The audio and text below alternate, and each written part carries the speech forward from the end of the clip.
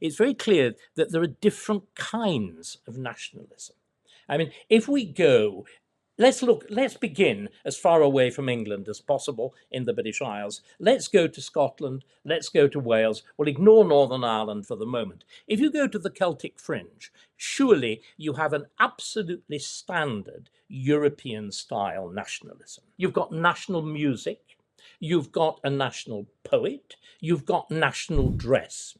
In other words, the whole apparatus of what dismissively is called Scotwattery, all the stuff that's invented in Scotland by the great novelist Walter Scott, who, by the way, is a passionate unionist and supporter of the Hanoverians, for the visit of George IV to Scotland in, is it 1821 or 1822, when you first invent the whole structure of the tartan and whatever, and George is deeply improbably hailed as the chief of chiefs. If you remember, there's that absolutely wonderful painting of him showing him wearing the kilt on top of corsets and tights, with the marvellous remark of the ladies of Edinburgh that, having seen so little of his royal person hitherto, it was gratifying to see so much as the structure rode up over the gigantic belly. But there the middle class is fully on board with this, as they are, the whole enterprise, as you can see very well from the dreadful Nicola Sturgeon. The lanyard-wearing classes are at the heart of this process in exactly the same way they were with nationalism in France, in Italy.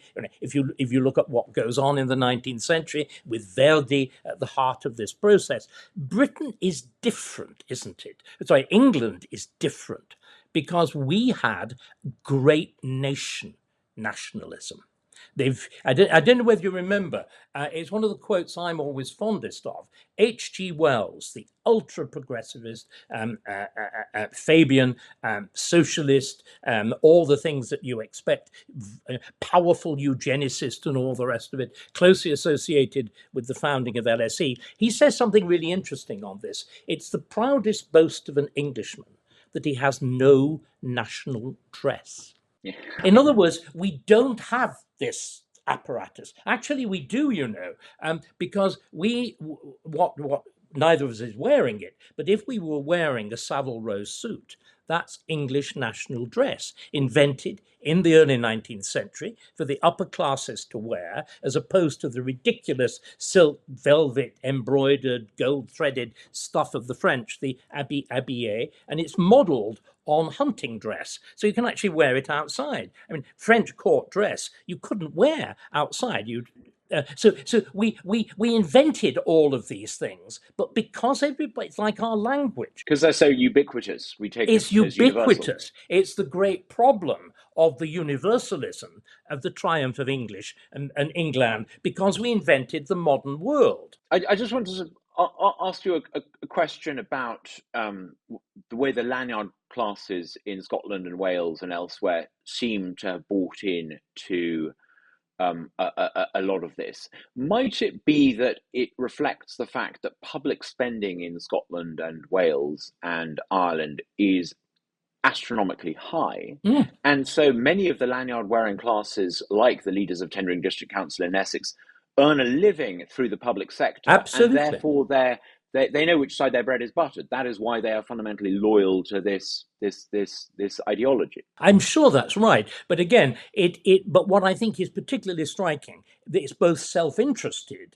but on the other hand, there's a genuine ideological commitment to it. Because remember, we decided, and again, it's this strange universal influence of Marxism, the idea that you've got to be an oppressor or an oppressed. Obviously, English nationalism, the dominant force within the British Isles, is bad. The poor suppressed Celts, good, even though they're heavily associated with terrorism, as in Ireland or in Scotland. Absolutely naked, blood and soil, anti-English nationalism. You see it even more clearly in Wales. And these fantasies of reviving various Gaelic languages at terrible price to educational standards, particularly in Wales. English nationalism is... It's interesting, you use the phrase blood and soil nationalism. I would say there's a key distinction to be made. European nationalism is, as we know, often associated with blood and soil. But there's that wonderful poem, "If I should die, think only this of me, that I lie in the corner of a foreign field that is forever England."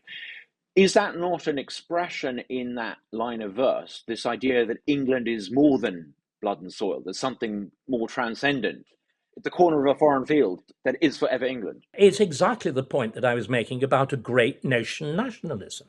It's also, I think, very much what underpins all those statements that you were citing from the Pledge of Allegiance to the flag. That America inherits both England's top nation status and this sense of universalism. But if you look in Scotland and if you look in Wales, there's something else that I think is really particularly fishy and very unpleasant, which is, as I said, both of them. I mean, if you look at the fascist origins in both of them, of Welsh and particularly Ireland, all the Celtic nationalisms flirted in many cases heavily with fascism in the early 20th century. But what they've done, they've disinfected themselves. If you look in Scotland, I mean, nobody and none of the reviewers of Nicola Sturgeon's biography, not even J.K. Rowling, asked why did the Scot Nats throw themselves so head over heels into transgenderism and other such nonsense? And I think the answer is that what you're doing is these fringe nationalisms decided to disinfect themselves by taking on all of these wild, trendy things to conceal the fact that they are straightforwardly viciously anti-English nationalisms of the most old-fashioned description. But I think we've talked enough about the Celts. Let's get on to the ones that are really important. Before we start to explore a little bit about American and identity England, and nationalism and England, I want to, you used a phrase about England and you said something is stirring in the air. And the thought occurred to me, might it be the case that the English working class have only for the first time in the past few months been able to articulate things authentically? For all of my life, and I think for over a century, the media in Britain that working class people consume is essentially written by middle class people with the middle class, what you might call the lanyard wearing class, prejudices.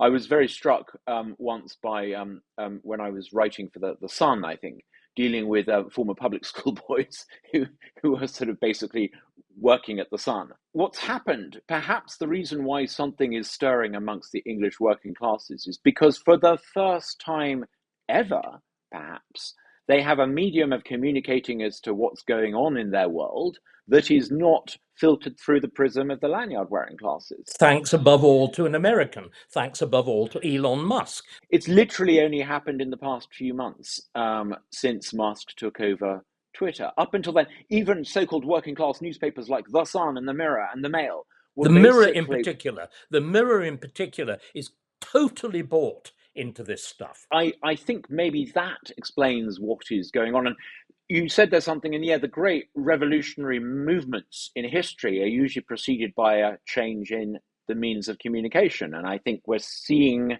the consequences of this. There is an awareness amongst the English despised class, you might call them. I don't think working class is perhaps the most apt way of describing it, but we know who we mean.